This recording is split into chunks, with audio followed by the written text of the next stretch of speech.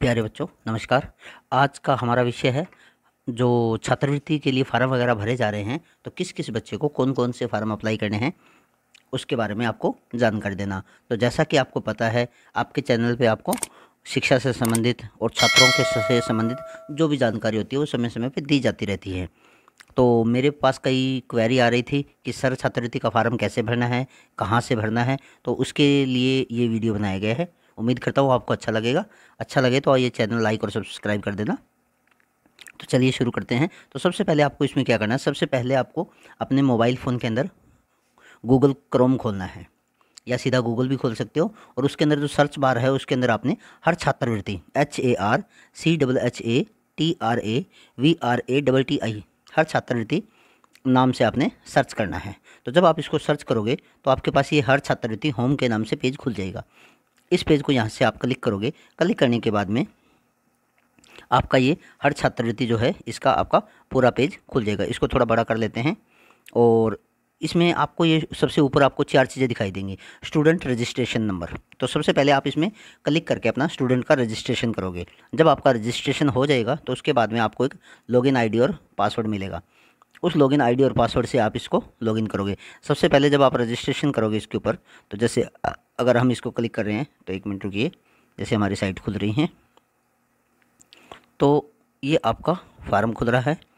तो ये कहेगा एंटर PPP परिवार पहचान पत्र, ब्रैकेट में फैमिली आईडी लिख रखा है, इसके अंदर आप अपनी फैमिली आईडी डालोगे। तो जब आप इसके अंदर अपनी फैमिली आईडी डालोगे तो डालने के बाद में और इसको यहाँ से सर्च करोगे तो ये आपको बताएगा, आपकी फैमिली आईडी दिखाएगा कि आपकी फैमिली आईडी के अंदर कौन कौन से व्यक्ति हैं और इनमें से कौन कौन सा क्या क्या कर रहा है, और जो कर रहा है उनमें से किसको आपने फार्म भरना है छात्रवृत्ति के लिए। तो फिर वो आपको वहाँ से सेलेक्ट करके उसमें आगे जाना होगा।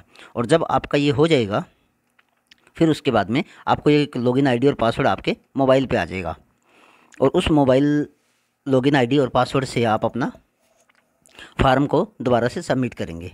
तो चलिए शुरू करते हैं।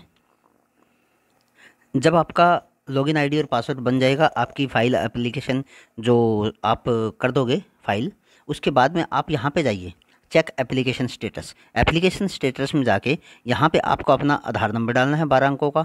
उसके बाद में आपने अपना यहाँ सेलेक्ट सेशन करना है, 21-22 है या 20-21 है। अगर पिछले साल का है तो 20-21 होगा, और अब की जो चल रहा है उसका होगा तो ये। और उसके बाद में यहाँ पे आप सेलेक्ट स्कीम करोगे तो post matric scholarship scheme for SCBC schedule caste और बैकवर्ड क्लास के लिए। पोस्ट का मतलब होता है बाद में।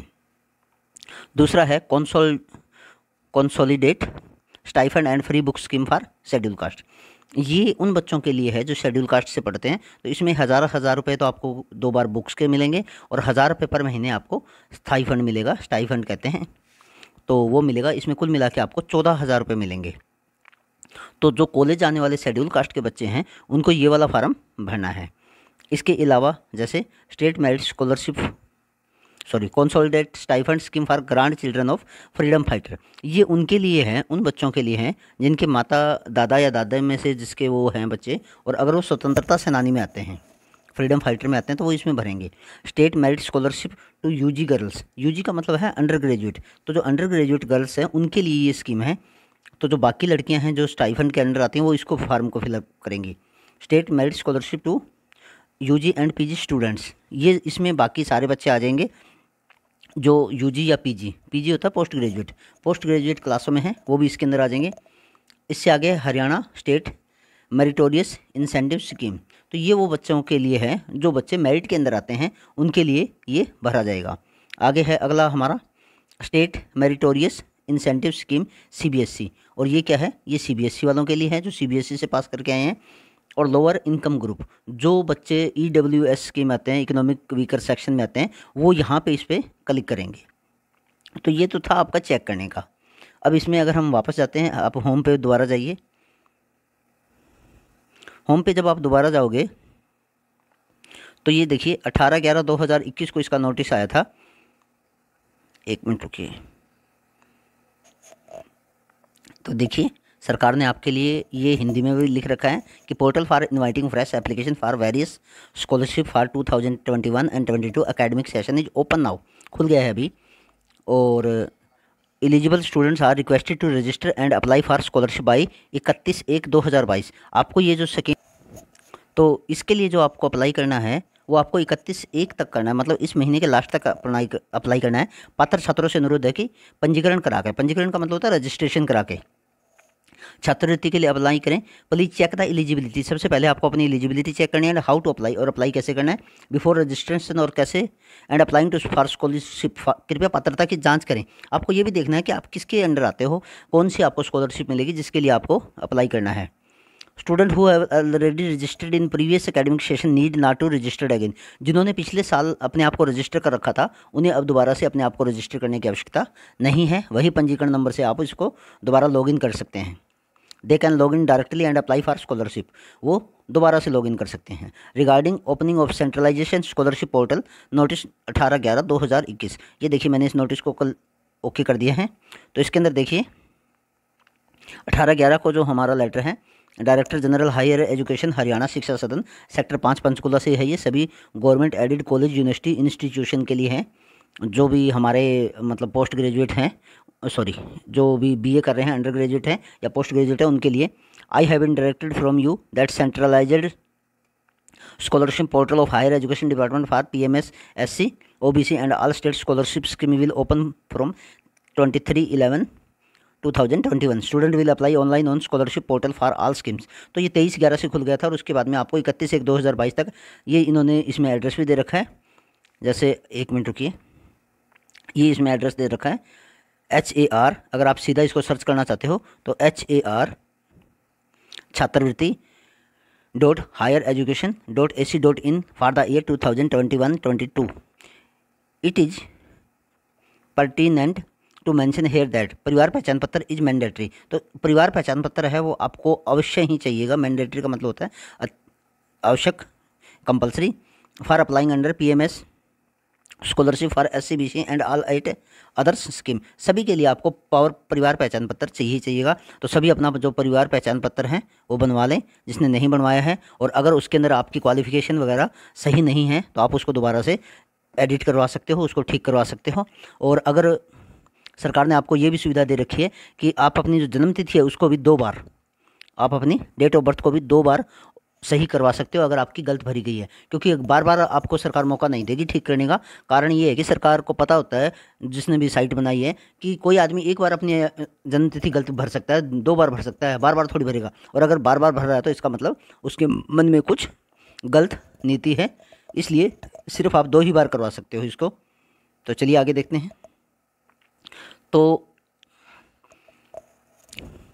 The students about opening of scholarship portal and also make sure that all student must upload copy of Aadhaar seeded with bank before verifying the claim application must be submit timely before the closing date. तो आपको एक तो जो अपना आधार card है वो जुड़ा हुआ होना चाहिए।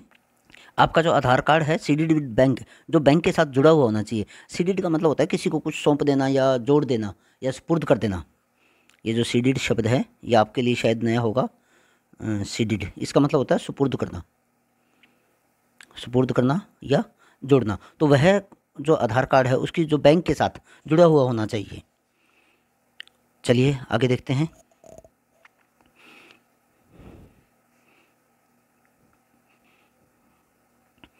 तो details of scholar schemes are as under, ये इस प्रकार से central sponsored scheme and state scholarship scheme सब के सब ऐसे हैं। पोस्ट मैट्रिक स्कॉलरशिप OBC के लिए है, ये पोस्ट मैट्रिक स्कॉलरशिप SC के लिए है government of Haryana. State merit scholarship government of Haryana under graduate for top 10 girl, ये जो टॉप 10 है जो 4 नंबर वाला है वो इसके लिए होगा। Haryana state meritorious incentive scheme for the student who attend merit position in CBSE, जिन्होंने CBSE के अंदर मेरिट लिया उनके लिए हरियाणा में। तो incentive scheme for the student who attend merit position in annual university exam, जिनका एनुअल यूनिवर्सिटी एग्जाम में 6 नंबर वाला है वो उन बच्चों के लिए हैं जिन्होंने यूनिवर्सिटी के मेरिट एनुअल वार्षिक एग्जाम में टॉप किया हो, मेरिट प्राप्त की हो। Scheme of post matric scholarship, post matric scholarship है of lower income group student for studies in India. ये भारत के अंदर जो इकोनॉमिक वीकर सेक्शन वाले जो बच्चे हैं उनके लिए हैं। ये देखिए यहाँ पे हरियाणा ने लिखा हुआ, इंडिया के भी यहाँ पे वैलिड हैं। Stipend scheme for grand children of freedom fighter pursuing higher education in government non government, चाहे वो गवर्नमेंट में पढ़ रहा हो, चाहे नॉन गवर्नमेंट हो, चाहे एडिड कॉलेज हो हरियाणा, उन सब के लिए भी है। वैलिड हैं। Providing books to schedule caste student pursuing higher education in government college of Haryana, उनके लिए भी है ये। Consolidate stipend scheme for schedule caste, ये शेड्यूल कास्ट के लिए studying pursuing higher education in government college of Haryana, जो शेड्यूल कास्ट के बच्चे उनके लिए। This is for your information and further necessary action please deputy director scholarship for director of higher general higher education Haryana 18/11/2021। तो देखिए इस प्रकार से ये हमारा विभाग का पत्र है। इस पत्र को आप मैं नीचे लिंक में भी डाल दूंगा, या आप चाहो तो साइट से भी डाउनलोड कर सकते हो अगर आपको आवश्यकता हो। तो ये आपको इन्होंने बता रखा है कि ये आपके पास 10 प्रकार की स्कीमें हैं जिनके अंदर आपने अप्लाई करना है। और यहाँ पे जो ध्यान रखने वाली बात है वो ये है कि एक विद्यार्थी एक ही स्कीम में अप्लाई करेगा, क्योंकि उसे एक से अधिक बेनिफिट नहीं मिलेगा। आजकल ये जो परिवार पहचान पत्र है, ये जो पीपी है परिवार पहचान पत्र, ये इसीलिए कि अगर आप एक के अंदर अप्लाई करोगे और अगर उसके बाद में दूसरे में अगर आप अप्लाई करना चाहते हो तो वो वहीं से उठा लेगा, कहेगा नहीं, और दोनों ही रिजेक्ट हो जाएंगे आपके। ठीक है, तो इसलिए इस तरह की सावधानी बरतें और किसी प्रकार के वहम में मत रहें कि आप दोनों को अप्लाई कर सकते हो। दोबारा साइट पे चलते हैं, ये हमारी साइट है। ये देखिए टेक्निकल सपोर्ट के आपको 2 नंबर दिए गए हैं, अगर आप चाहो तो इन नंबरों को नोट कर सकते हैं। एक चंडीगढ़ का नंबर है और तीनों ही चंडीगढ़ के नंबर हैं पंचकुला के। वहाँ से आप इन नंबरों पे कॉल करके भी पूछ सकते हैं 9 बजे से लेकर 5 बजे तक। और या आप ये जो इनकी मेल साइट है हेल्प डेस्क स्कॉलरशिप HRY@gmail.com, ठीक है, ये ये इस तरह से @gmail.com, ठीक है। इस साइट के ऊपर आप अगर चाहो तो कोई भी क्वेरी अपनी डाल सकते हो, कोई भी समस्या हो तो अपनी डाल सकते हो। तो ये पहले आपको इंट्रोडक्शन बता रहा है, लिस्ट ऑफ स्कॉलरशिप है। तो ये आपकी स्कॉलरशिप की जो स्कीमें हैं, तो इसमें ना आप एक चीज़ और भी ध्यान से देखना कि जो पोस्ट मैट्रिक स्कॉलरशिप है वो हायर एजुकेशन के लिए है, टेक्निकल एजुकेशन के लिए है, एनिमल हस्बेंड्री एंड डेयरिंग के लिए भी है, मेडिकल एजुकेशन एंड रिसर्च के लिए भी है, skill development and industrial training and department. तो ये लिखा हुआ है कि कौन कौन सी किस किस के लिए वैलिड है। तो जो जिसके लिए वैलिडिट है आप उन सब के लिए अप्लाई कर सकते हो। तो जैसे ITI करने वाला बच्चा है तो पोस्ट मैट्रिक स्कॉलरशिप SC वाली कर सकता है या BC वाली कर सकता है। और ये जैसे है डिपार्टमेंट ऑफ हायर एजुकेशन की है तो ये सिर्फ कॉलेज आने वाले बच्चों के लिए है। इस तरह से आप इसको देख सकते हो। और इसके बाद में है डिपार्टमेंट एंड बोर्ड्स। तो डिपार्टमेंट ऑफ बोर्ड्स में ये जैसे 5 बोर्ड है, ये आपको दिखा रखें। आगे स्कीम की गाइडलाइंस है। गाइडलाइंस क्या है? Post matric scholarship SC guidelines 2020-21 है। जो भी गाइडलाइंस आप पढ़ना चाहते हो उसी के ऊपर आप क्लिक करके और इनको पढ़ सकते हो, सभी के लिए है। और इसके बाद में है common platform for all scholarship. ये एक ही प्लेटफार्म है जो आपको बताया गया है। अभी जैसे 1 मिनट रुकिए मैं बताता हूँ। ये देखिए 1 मिनट रुकिए, ये कॉमन प्लेटफार्म है HARCHATRAVRATTI.highereducation.ac.in। ये एक ही प्लेटफार्म बना रखा है। सभी जो 10वीं के बाद में जो आप स्कॉलरशिप लेते हो, चाहे आप ITI में लेते हो चाहे आप पॉलिटेक्निकल में लेते हो, उन सभी के लिए तो यहाँ से आपको अप्लाई करना है। उम्मीद करता हूँ ये जानकारी आपको पसंद आई होगी। और अगर आपको इस जानकारी में से किसी भी चीज़ के बारे में कोई बात पूछनी हो तो आप मुझसे नीचे कमेंट में भी पूछ सकते हैं। और ये मेरा नंबर है, मैं आपको नंबर भी दे देता हूँ। ये मेरा मोबाइल नंबर है। अगर आप चाहो तो इस नंबर पे मुझसे मैसेज करके भी आप मुझसे पूछ सकते हो किसी भी चीज़ के बारे में। अगर आपको एजुकेशन के बारे में कोई भी जानकारी चाहिए तो धन्यवाद। Have a nice day.